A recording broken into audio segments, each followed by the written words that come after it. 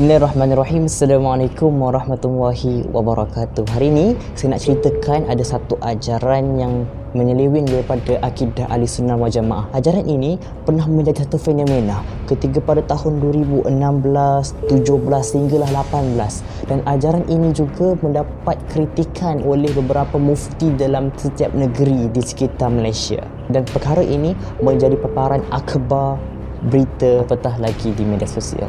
Ajaran yang saya maksudkan itu adalah ajaran Perahmat, Persatuan Rahmatan lil Alamin, yang diasaskan oleh Ismail Kasim. Siapakah Ismail Kasim ini? Ismail Kasim ini dilahirkan di Sabah pada tahun 1966 dan dikatakan bahawa Ismail Kasim ni dia ada pengikut sebanyak 100,000 orang di sekitar Asia Tenggara. Ismail Kasim ini adalah pengasas, mursyid, penceramah utama Persatuan Rahmatan lil Alamin di seluruh Malaysia.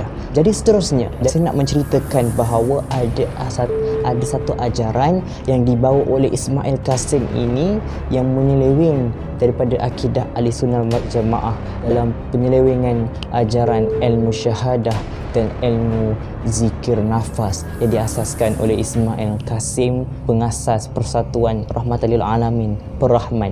Ada beberapa perkara yang disenaraikan oleh Jabatan Agama Islam Selangor sendiri. Yang pertama adalah terbatal semua rukun Islam kalau kita tak belajar ilmu syahadah yang diasaskan oleh Ismail Kasim. Saya ambil satu kenyataan pada Tuan Guru Ustaz Dr. Syahadah Mahmud. Dia katakan bahawa kalaulah ajaran dia itu betul, maksudnya kalau 30 orang je pengikut dia, maknanya yang masuk syurga ni hanya 30 orang sahaja. Perkara ni sangat tidak logik akal untuk dipercayai. Perkara yang kedua yang dibawa oleh Ismail Kasim, tuntutan mencari penyaksi di alam arwah. Kata Tuan Guru Ustaz Dr. Syahadah Mahmud, dia katakan bahawa kalau kita nak masuk ke syurga, kita kena ambil syafaat daripada Ismail Kasim. Faham ke faham? Jelas tak? Ini juga menyangkal dengan akidah Ahlussunnah wal Jamaah. Perkara yang ketiga adalah Ismail Kasim kata wajib kita pelajari ilmu zikir nafas, sebab hanya dengan ilmu zikir nafas ini saja cara untuk kita mencari Allah Subhanahu Wa Taala. Sabar, perakhiran nanti saya cerita kenapa. Yang keempat pula adalah amalan zikir nafas yang diasaskan oleh Ismail Kasim ini merupakan tabit melalui Al-Quran. Maksudnya, kalau kita tak percaya kepada Ismail Kasim ini, kita seakan-akan sama kita tak percaya juga dengan Al-Quran. Itu yang dikatakan oleh Ismail Kasim itu sendiri. Okey, saya tak cakap apa-apa. Dan perkara yang kelima adalah Ismail Kasim ni dia mentakwil ayat Al-Quran secara batil. Sebagai contoh, 3 perkataan. Yang pertama adalah as-salihin, katanya mempunyai zikir nafas dan kenal Allah dengan akal. Perkataan yang ketiga adalah asy-syuhada, mempunyai zikir nafas dengan qalbu. Perkataan yang ketiga adalah as-sadiqin, mempunyai zikir nafas dan rohnya bersyuhada.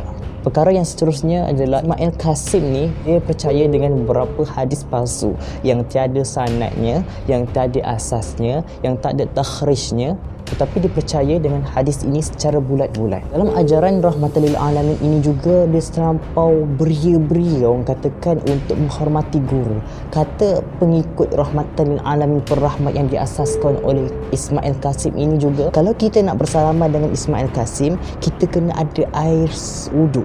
Sebab apa? Mereka mengatakan bahawa Ismail Kasim ini seperti Al-Quran yang hidup.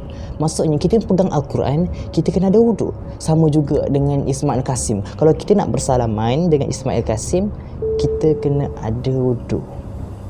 Jadi kesimpulannya, ajaran ilmu syahadah dan zikir nafas yang dibawa oleh Ismail Kasim ini sangat-sangat meragukan dan bertentangan dengan akidah Ahlussunnah wal Jamaah. Penyelewengan ajaran ini dapat disangkalkan dengan 5 persoalan. Saya akan bahaskan, iaitu yang pertama adalah ilmu syahadah yang diajarkan oleh Ismail Kasim itu mengandungi elemen takfir terhadap orang yang tidak menerimanya. Kedua, ilmu zikir nafas yang diasaskan oleh Ismail Kasim itu tak ada asas dalam ajaran Islam.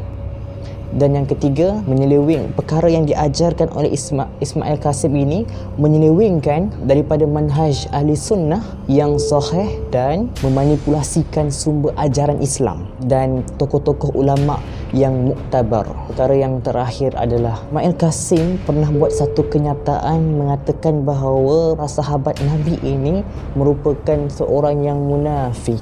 Ketika itu ada satu cerita, ketika itu ada seorang pemuda bertanya dengan Ismail Kasim bahawa adakah kenyataan itu ataupun sesalah cakap ke, ataupun dia nak tarik balik ke. Tetapi apabila pemuda bertanya kepada Ismail Kasim bahawa jika adakah kamu tersalah cakap, tetapi apakah reaksi Ismail Kasim? Dia mengatakan bahawa saya tidak salah cakap, tetapi ada di dalam Al-Quran dan menyangkal kepada ayat Al-Quran, dia mentakwil ayat Al-Quran secara batil, mengatakan bahawa para sahabat itu adalah munafik. Jadi hadirin yang berkata sekalian, pelajarilah ilmu dengan berasas. Berhati-hatilah jikalau kita nak mempelajari ilmu agama. Jadi itu saja dari saya Mukri Zafran, PID 19062, Diploma Dakwah dan Pengurusan Semester 3. Assalamualaikum warahmatullahi wabarakatuh.